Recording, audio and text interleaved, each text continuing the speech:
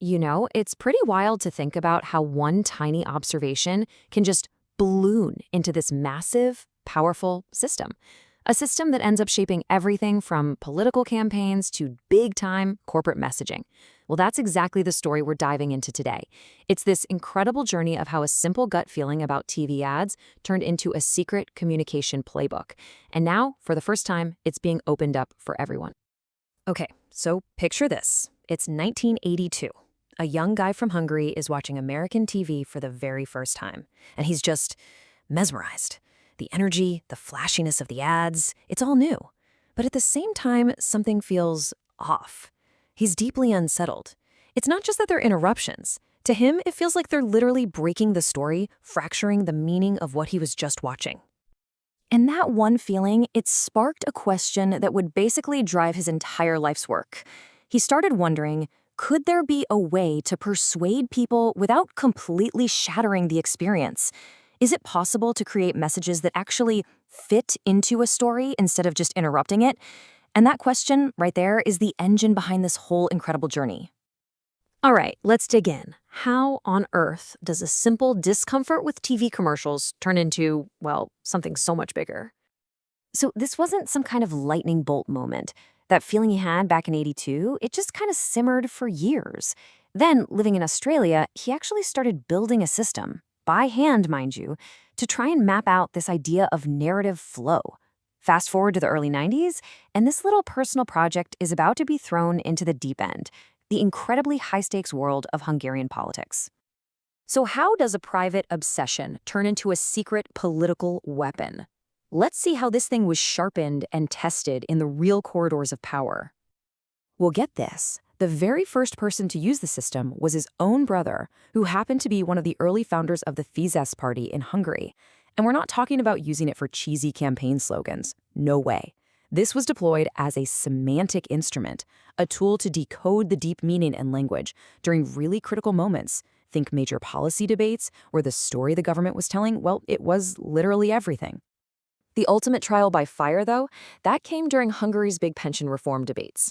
I mean, this was a massive, real-world test of narrative control, with huge economic pressure hanging over everyone.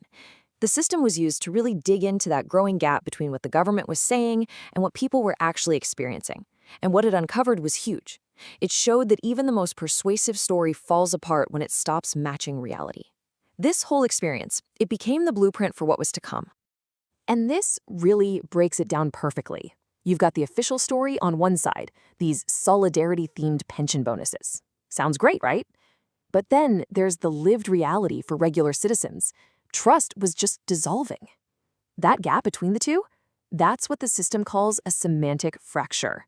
It's that critical breaking point where a story just shatters and all its power drains away. Okay, so what is this system really? How does it actually work? Let's peel back the layers and get into the core framework that came out of all these intense, real-world tests. It's called 7LOS, which stands for the 7 Layers of Semantics. Basically, it's a framework that maps out how our brains process meaning. The idea is that every single message we hear or see passes through 7 different layers of our understanding, from just the basic words on the surface, all the way down to the deep, almost primal stories they tap into. So, for example, layer 1 is just the simple stuff, grammar and sentence structure. But once you get to layer 4, you're talking about that narrative flow. Yep, the exact same thing that felt so broken with those TV ads back in '82. And by the time you reach layer 7, you're dealing with the deep, universal building blocks of storytelling itself. The whole point is to craft a message that works on all 7 layers at once. And what started as this incredibly manual, painstaking process has completely transformed.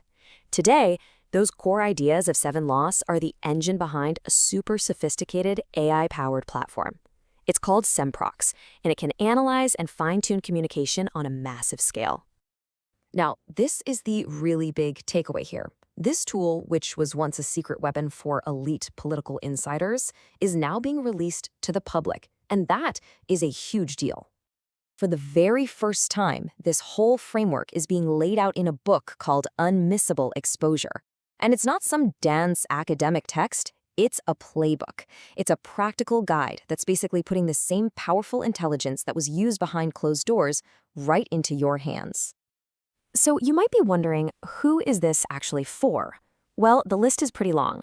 We're talking founders pitching to investors, publishers trying to build better content, strategists trying to protect a brand story, even investors who need to judge if a company's message is credible. Honestly, it's for any creator out there who really cares about telling a coherent story. But here's where it gets even more interesting. This one book, it's just the beginning. It's actually the first piece of a much bigger, way more ambitious project. They're treating the whole publishing process like one giant experiment. The grand plan is a 9-volume series that's set up to be a living, breathing experiment in communication. Each stage of the series is designed to actually show you a different principle of how stories and messages work together. It's a really cool, fascinating idea. So, phase 1 is called Signal Cut. Think of this as the control group, the baseline. The first 2 books in the series won't have any real ads in them at all, just placeholders. The point is to establish a pure, clean narrative flow, to show you what perfect coherence feels like before you add any noise. Next up is phase 2, random drift. In these next 3 books, ads are going to be dropped in completely at random, with zero thought given to how they fit. And this is brilliant because it's meant to simulate the digital chaos we all live in right now, where random ads pop up and just completely wreck the experience. And finally, we get to phase 3, SemProX Aligned. In the last 4 books, the ads will be placed with absolute surgical precision using the full power of the 7-0 loss framework. This is the big finale, the resolution. It's designed to prove that you can rebuild that coherence, creating ads that actually add to the story instead of taking away from it. And this quote just ties it all together perfectly. The whole project, this entire journey, is built on this one simple truth. In the crazy, noisy world we live in, being clear isn't just nice to have. It's a massive competitive advantage. And building a story that makes sense, that people can trust, that's how you build a legacy. Which, of course, leaves us with a pretty big question to think about for ourselves, for our work, our companies, our own ideas.